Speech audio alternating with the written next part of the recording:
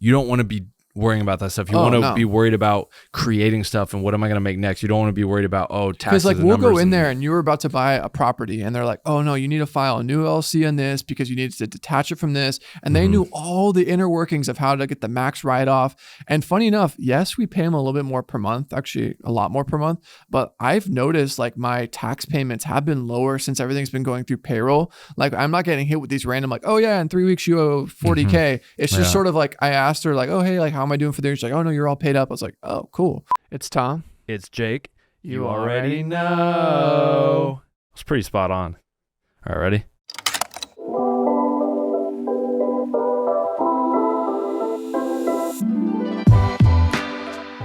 All right, we are back for another quick take.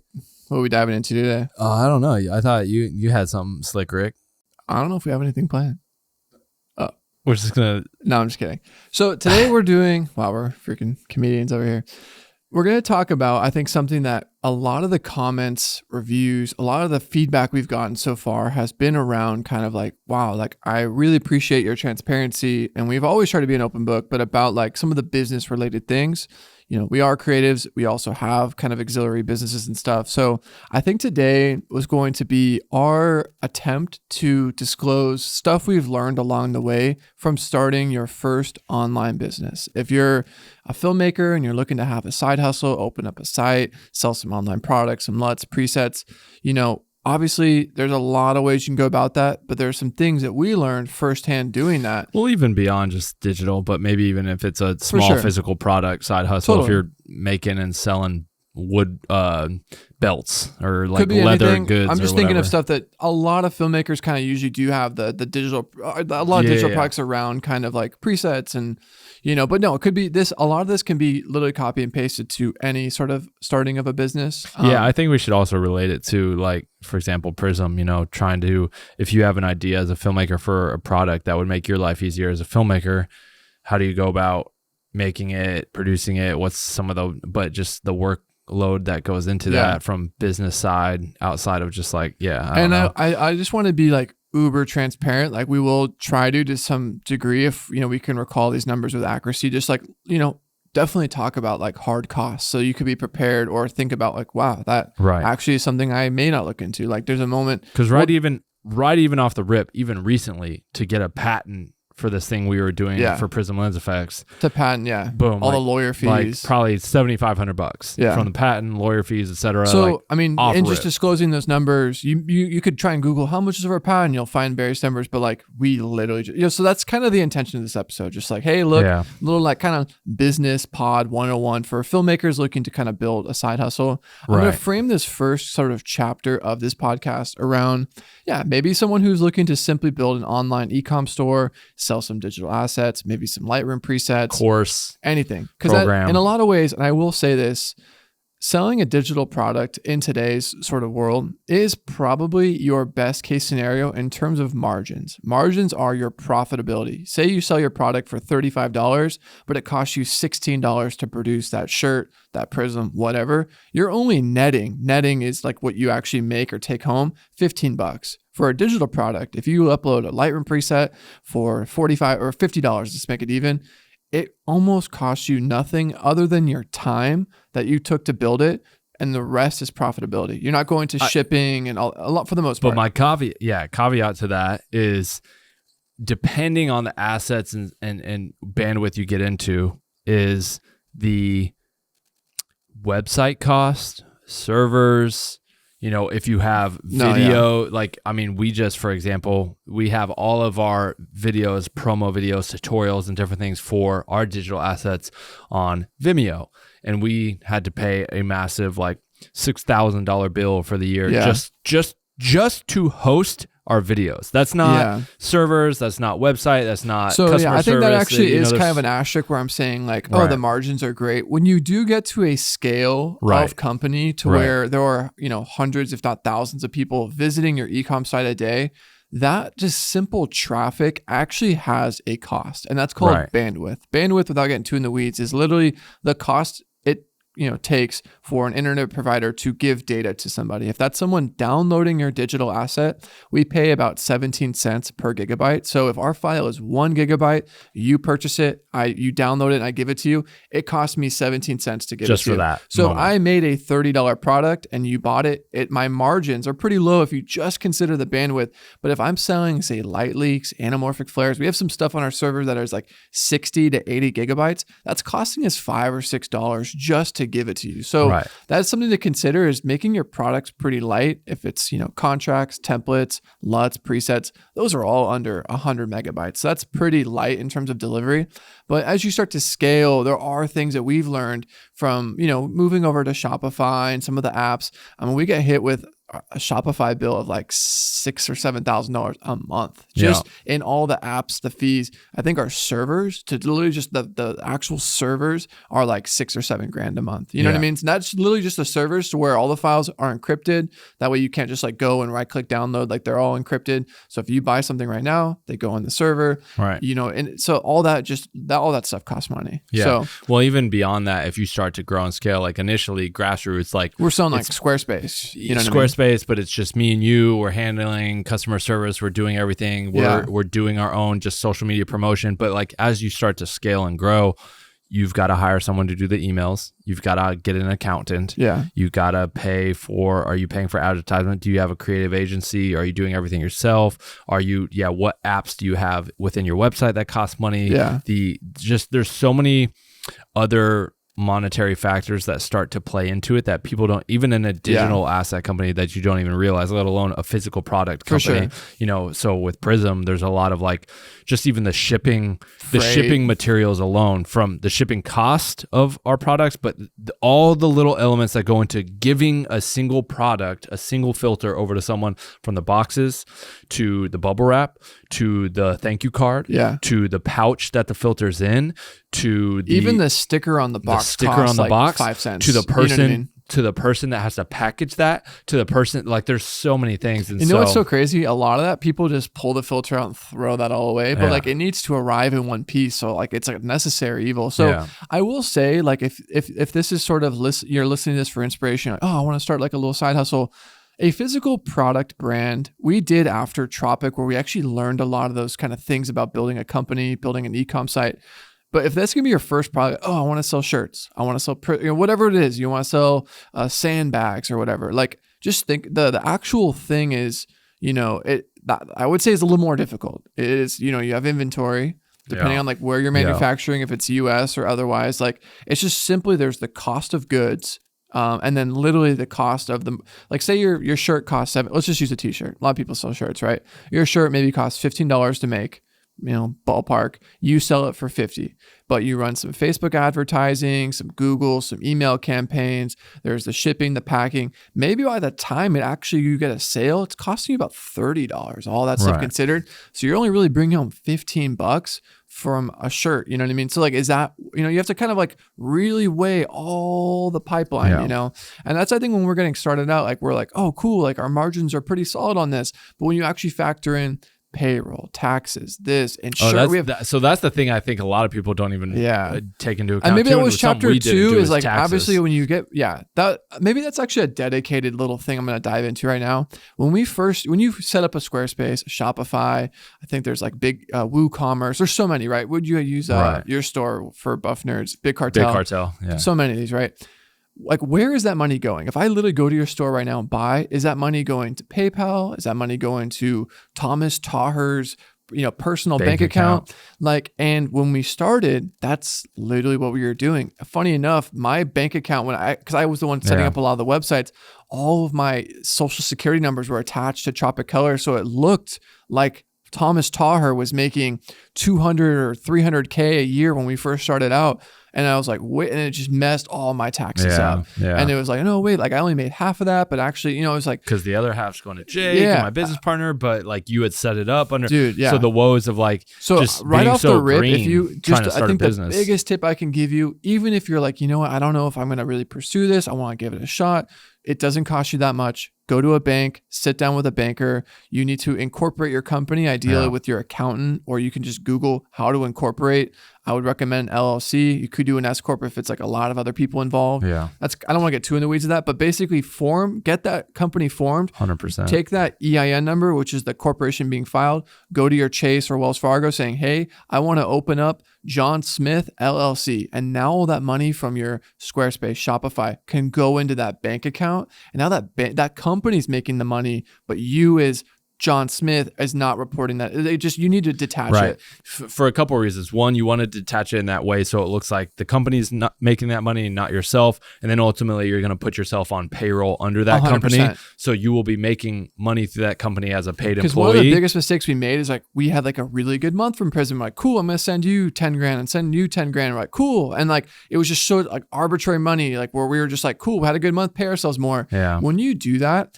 you're actually bleeding the company, because I feel like in a lot of ways you think, oh, as the company makes more, I make more. Yes and no. I think it makes more sense to set up a payroll. Not only that, because if you're just paying yourself 10 here, 5 here, you're going to owe all that in taxes. Learn from our mistakes. Early on, before we had a business manager and an accountant, we did things so grassroots, and we just didn't know any dumb. better. We didn't know any better, and we were dumb. We didn't go to business school. We went, we're like, well, the company made 100 this month. Let's just give you 50 and me 50. And like, we did not know what we were doing, Right. And so it's super important. Also, setting up an LLC and a business in that way protects you personally. So like if something happens with the company, someone can't come after you. They can only come after what the company has and whatnot. So just protection, but just doing things the right way, and that was something we didn't really do early on. That was getting a good accountant, I will say, ends up being kind of the captain of the ship that tends to be the most stressful. And that ship is being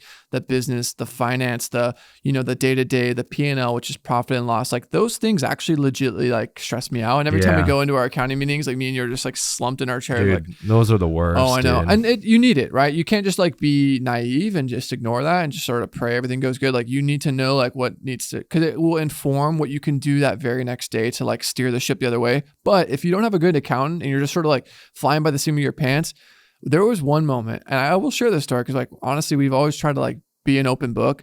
It was January. We literally were about 15 days into escrow on buying $1 million house, which was like a kind of, I say haunted house, but it was like this old kind of like location that we were going to start. Right. We just thought it was so cool. And it was like in Los Angeles. We were literally like about to buy this house. It's January. And our accountant were like, oh, hey, like Happy New Year. By the way, you both owe $150K in taxes and it's due in a week. And mind you, our accountant was like, I don't want to obviously throw slander, but she was not that great. Trash. She, I think, was maybe more geared for like smaller companies. And we started when we were a smaller company and we just scaled beyond her, I think, scope of knowledge. And unfortunately, we had to back out of the house because we were like, wait, we can't also do $200K down on this house and then pay $150. And like, so tax prep, having a good accountant, like, I mean, I can't, that could literally be a whole pot up. We pay a lot of money for our accountant just because it's like, ease of mind, not having to worry about any of that stuff. Because you could say, oh, I'll just watch a YouTube tutorial on QuickBooks. It's like, no, you don't. You don't want to be, like we've talked about this in other episodes. If you're a creative, you don't want to be worrying about that stuff. You want to be worried about creating stuff and what am I going to make next. You don't want to be worried about, taxes. Because like we'll go in there and you were about to buy a property and they're like, oh no, you need to file a new LLC on this because you need to detach it from this. And they knew all the inner workings of how to get the max write-off. And funny enough, yes, we pay them a little bit more per month, actually a lot more per month.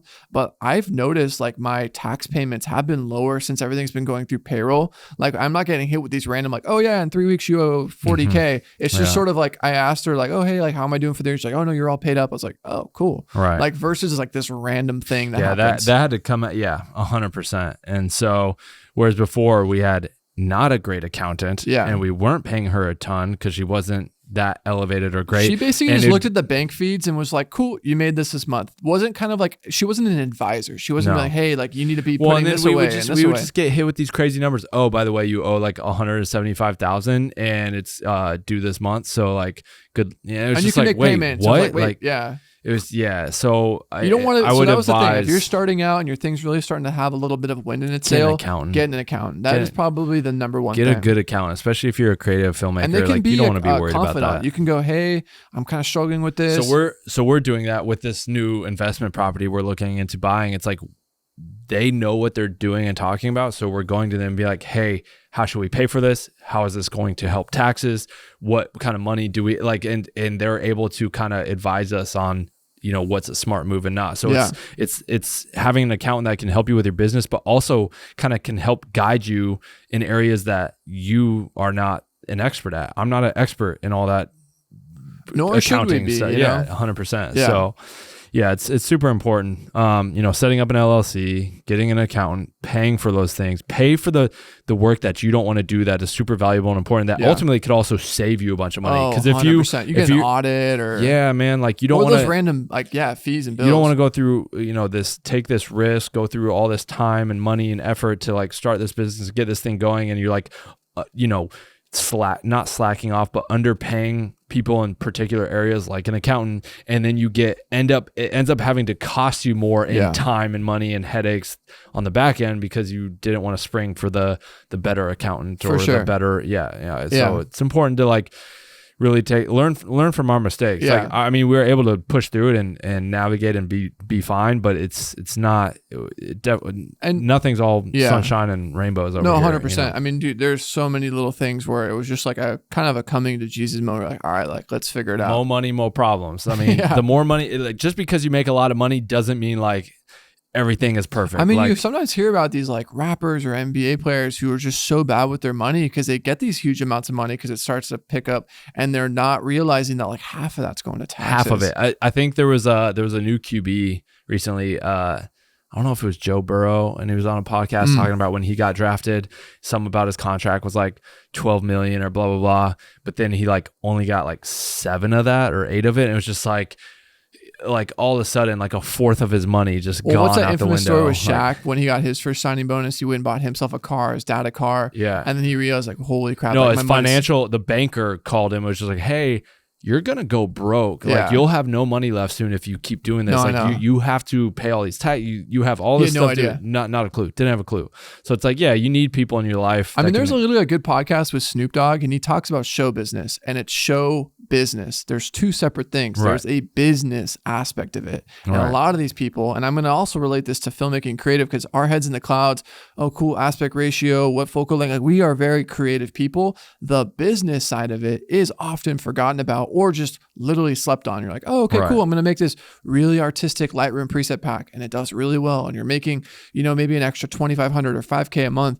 Well, are you just giving yourself that 5K a month, or are you putting like, technically you should be putting about 20 to 30% of that into just pretend it doesn't exist for taxes, depending on what state you're in. In California, I think it's like 30 to 40% goes to taxes. Here, I think it's about 18%.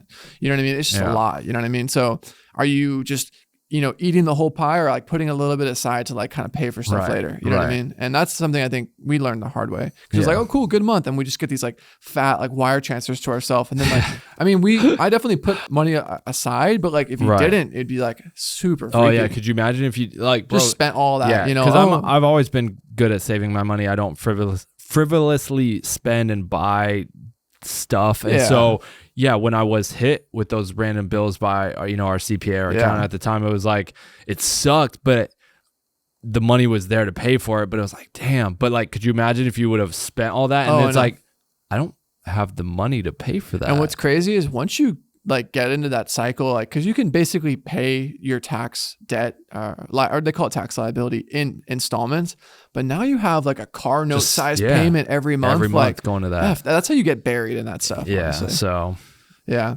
I mean, trying to think if there's anything else from like a business side of things where we learned the hard way, where someone listening and watching, like, wow, like I now will just completely avoid that. You know, I think one piece of advice, if you can, Shopify is the best e-com site. Sure, there's Squarespace, WooCommerce, Big Cartel. There's a reason why Shopify is the biggest in the game. It's the most expensive. And funny enough, like once you download Shopify or use it, most of the functionality comes by installing like 20 or 30 apps that are all like 30 or 40 a month on top of that. Yeah. And if you're thinking about like, oh, well, my Squarespace subscription is only $19 a month, like, cool. If that's all you can afford, like it will work to some degree. but I will say we've learned, and I think we both have benefited from the analytics, the data. Like I can go into Shopify right now on my phone, see where we're at in the day, which product is trending, how much money is attributed to marketing, like everything pinpoint. I can even look at the last 60 to 90 days. Oh, cool. This product's been selling. Let's make another version of this product. We lacked those data sets on these other sites. Like on Big Cartel, are you able to really even like track some of that? I don't know. I don't really pay attention to that anymore, but yeah, I would agree with you by far. Like out of all the different coming up over the years, the different kind of websites, platforms, the different things we've utilized or been involved with, Shopify by and large is because dude, there was a moment where like we were doing even the Shopify loan like has been helpful and huge too. You know what I mean? To dive into that, because I had no idea what that was, and our business advisor with the agency kind of it talked about it. Like essentially, after a while of having Shopify's like, oh cool, like you guys are pretty successful on this platform. If you want to grow your business, we'll give you $100K. And every day out of your daily sales, you can just chip away at that $100K. And that sounds daunting, but if you were to go to a bank and just get $100K, like it's really on you to make the daily or weekly payments on it. This is auto. Just pulls it from your daily sales. If we made $5K today, literally like 600 would just chisel that away. And like we were, able to use that multiple times to scale and grow like 10x. You know what I mean? Yeah. So 100%. I mean, I maybe we'll do more of these in the future. I just thought kind of like a little like business 101, like from our hardships and mistakes. Business quick tips. I mean, a lot of this will definitely involve some Googling because we're just kind of breezing over certain things like, forming an LLC. Like I need more about that. Like this would be hours. This would be a Joe Rogan 3-hour thing if we did every single thing. Right. These are quick takes. So if any of the things are a little foggy or question marks, definitely Google it or ask some people in your circle because these are the things that are going to set you up for success for sure. 100%. Cool. So I mean, I feel like that was good. So maybe dive into a bit more in the future. I'm down for that. All right. Well, if you guys enjoyed the episode, thank you to our sponsors, Onset Pass, Travel Color, Prism Lens Effects. We don't have sponsors. We're going to keep this thing as sponsor free as long as we can. We just do this to inform and entertain you guys. So if you do enjoy it, please like, comment, subscribe. We are here to bring you guys the information you want. There's no deeper purpose behind this other than having fun, chopping it up, giving you guys some educational and content, and just keeping it rolling. And so I don't know if you have anything else to add to that. You marked that, bro. One Take. One Take Studios. All right. It is Tom and Jake. You already know. Peace.